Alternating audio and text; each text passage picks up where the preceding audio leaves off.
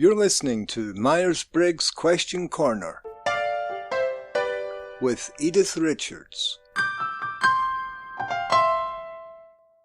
Hello listeners, I'm very pleased to be back for another episode of Myers-Briggs Question Corner. Now, before we get into today's topic, I'd like to ask a favour of you all tuning in. If you could, please give us a like and share on social media and subscribe to us on your favourite podcast platform. We're looking to remain free of adverts, and we can only do this with your help. And if you have a question related to personality or the Myers-Briggs Type Indicator, by all means get in touch with us at www.atopcareer.com. Now, today's topic is really coming at a perfect time. This past week in particular has been rough all over the world. We're still in the midst of the coronavirus pandemic. The USA is going through a terrible time with rioting and looting and protesting. And here in the UK, we've had protesting too. It's just been bad all round lately. And we've been talking a lot about the coronavirus pandemic in our weekly podcast, so I think it's time for a lighter topic today. Edythe, would you be up for this? I sure would, and I'm thrilled to be talking about this topic today as it comes from one of our listeners named Emily Grace, who graciously agreed to let me use her name on air. So thank you, Emily, for tuning in. It's always great to hear from our listeners. And if we can help spread the word about working with personality types different from our own, or how to do that effectively, how to not stereotype based on one's Myers-Briggs type, that's what we're all about. So, let's get right into it. Edythe, can you share today's question, please? I sure can.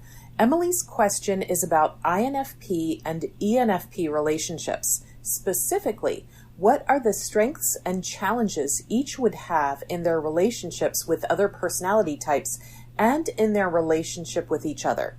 I should note that Emily identifies as an INFP type and her close friend is an ENFP type. I see. It's interesting. With all the podcasts we've done on the combination of different personality types, this one, INFP and ENFP, hasn't come up yet. I'm surprised about that too, as these two are often described as ideal friends and often even ideal relationship partners. But let's take a stab at the friendship part first, and then we can move into the strengths and challenges from a romantic point of view. Sounds good. Now, obviously, I'm speaking in very general terms here. So if you're tuning in and can identify as an INFP or an ENFP type, some of this may ring true for you, but some of it may not. We are all unique individual people with our own unique worldviews and challenges. With that said, I really love this question as I'm an ENFP type myself, and I've made no secret of that in previous podcasts. And I have several close INFP friends, and I have to say they are one of the Myers-Briggs types I most relate to if we're looking at a high-level view of personality types. Let's start with ENFPs first.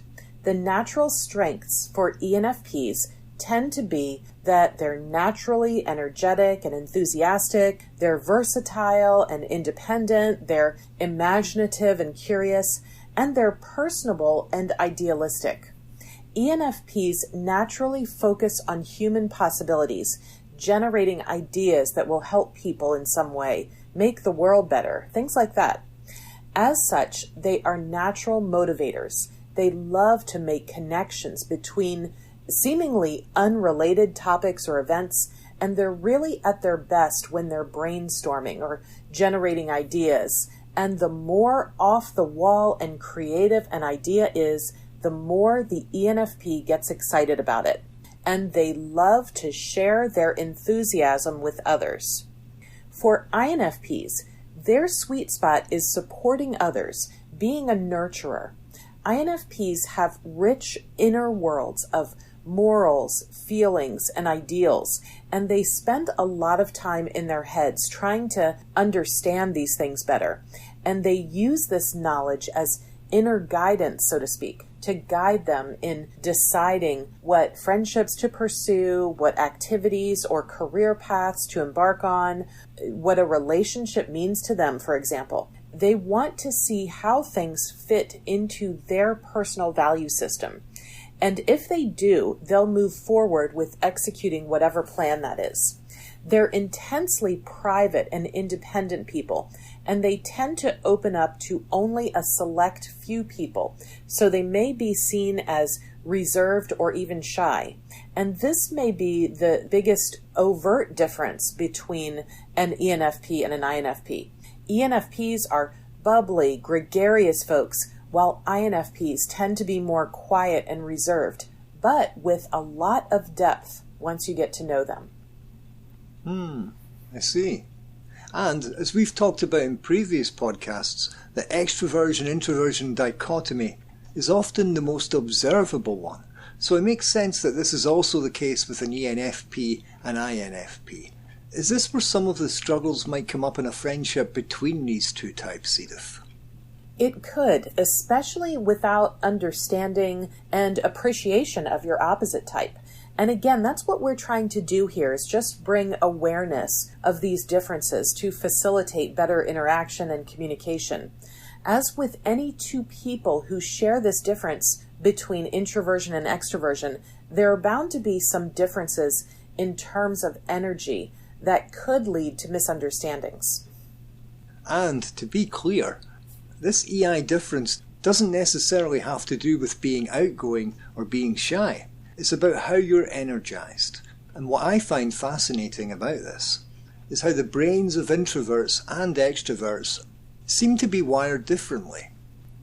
Yes, that's well documented, and we have a few podcasts on that topic. The most recent ones are Recognizing Introverts and Extroverts and Extroverts and Social Distancing. I'm going to include links for both of those in the podcast notes.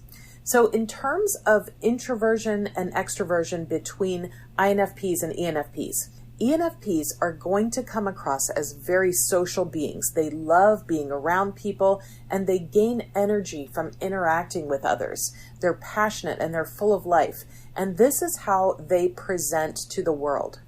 INFPs are equally as passionate, but due to their introverted nature, their passion isn't going to be as visible. INFPs aren't going to get as much energy from being around large crowds of people. In fact, those situations may become draining for them.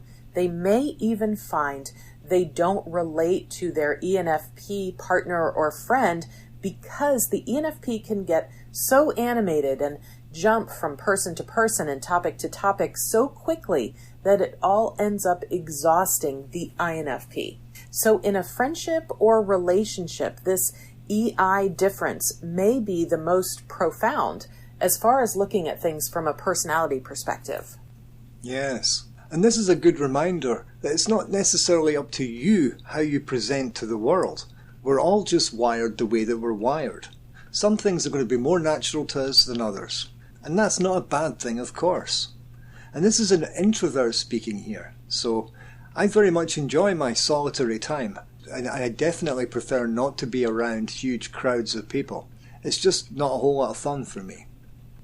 Right, and speaking of fun and good times, ENFPs and INFPs most likely will have different ideas of fun. In a relationship, if steps aren't taken to compromise or accommodate your partner's needs, this can result in conflict. But honestly, with ENFP and INFP types, both are often so sensitive to each other's needs and are often on the same wavelength that I don't see this happening as much as with certain other type pairings. Also, we tend to admire qualities in other people that are absent in ourselves. While INFPs might admire ENFP's social nature and ability to relate to anyone and everyone, ENFPs will admire INFP's ability to be reassuring and their calm demeanor. So delving a little deeper into this, ENFPs use extroverted intuition as a dominant function. And this is where all that brainstorming and idea generation comes from. And it's especially exciting when it's done in a group. INFPs use this function too, but it's auxiliary or secondary for them. So it's not quite as comfortable a spot for them to be in.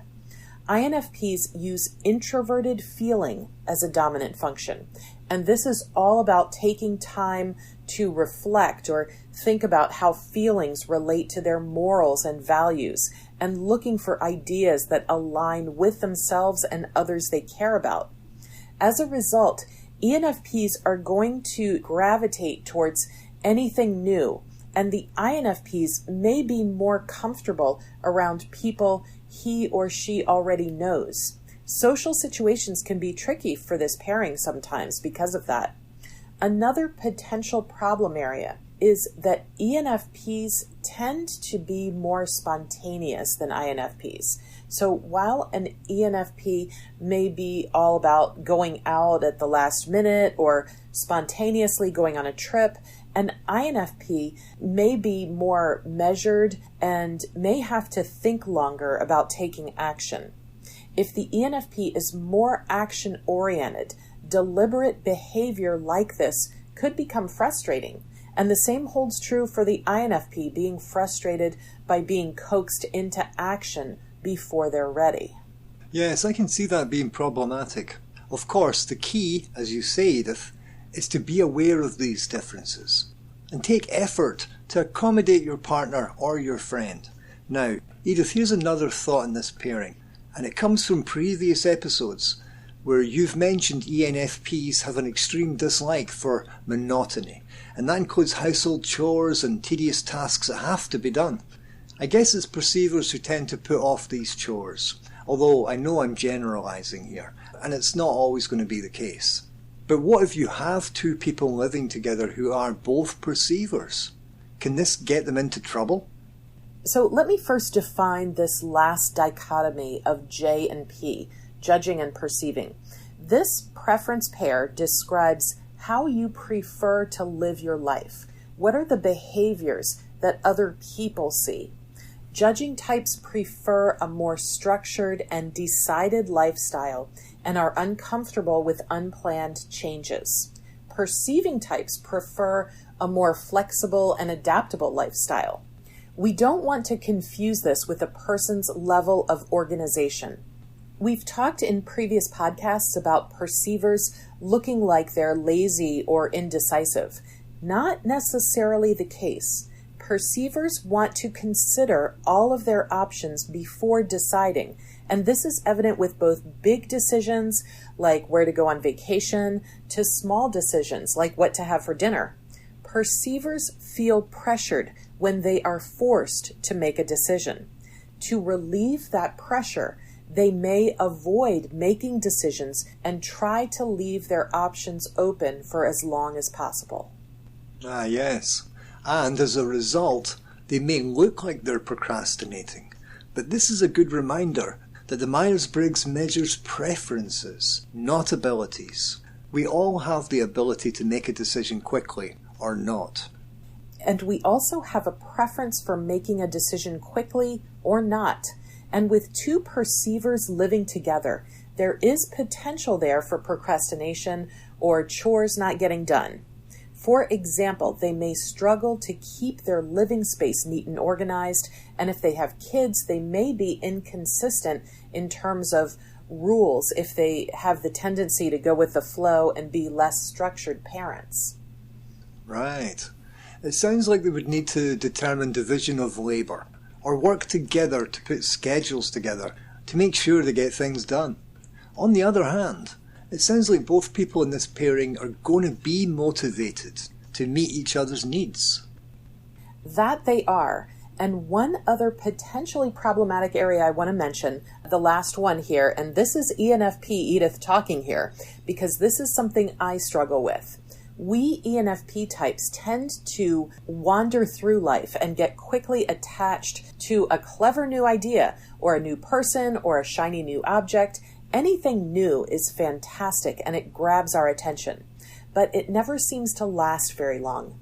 We get bored and we move on to the next new thing. So I think one area where an INFP can really help us is with those cognitive functions we were talking about before. INFPs are dominant introverted feeling, And because we ENFPs use that as our auxiliary or secondary function, developing this can really help us to slow down and think about where we want to focus our efforts. And that's the INFP's favorite place to be. They have this emotional radar and can pick up on things that we may not be as attuned to. And for my INFP listeners out there, if you can relate to this struggle with your ENFP partner or friend, going to social events with them may be a struggle. I get it. But your ENFP wants to hear your thoughts on this, so don't be afraid to talk to them. One of the worst things that you can do in a situation is to revert into your introverted world and become passive-aggressive or look like you're becoming passive-aggressive. More than likely, your ENFP will do his or her best to flex to your style and make sure you're comfortable. They can also help you too in developing your extroverted intuition, since this is their favorite place to be, and it's your auxiliary function. For example, you can try to mingle in social situations, you can talk to new people, and have an open mind and push yourself out of your comfort zone. And if things feel awkward, you can always think of a creative way to be alone. Yes, you ENFPs can sometimes be a bit much for us introverted types, but I know you're a softie underneath it all as well, and very much about making other people comfortable and happy. So overall it sounds like this would be one of the most natural pairings we've discussed, whether as friends or romantic partners.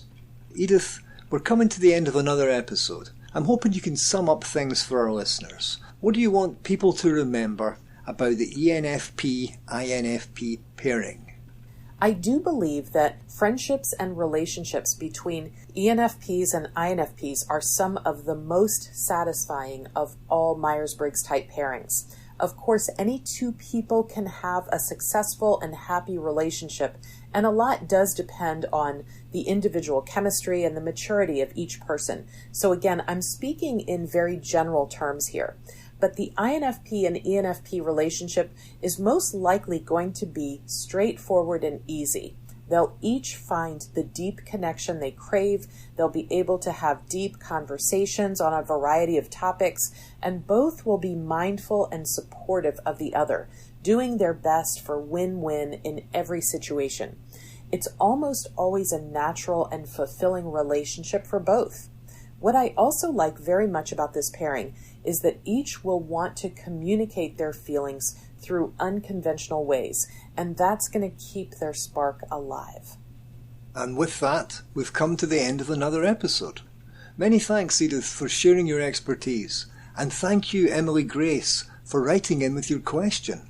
I'm David, producer of Myers-Briggs Question Corner. If you've enjoyed this episode, please check out our other Myers-Briggs series, Myers-Briggs for Midlife Career Changers, which is especially useful for people who are considering a career change or want to know what types of job are best suited for them from a personality perspective.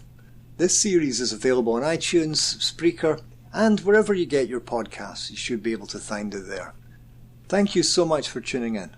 Until next time. Thanks for listening to this episode. If you'd like to hear more, or you'd like to submit a question yourself, then you can find us at www.atopcareer.com.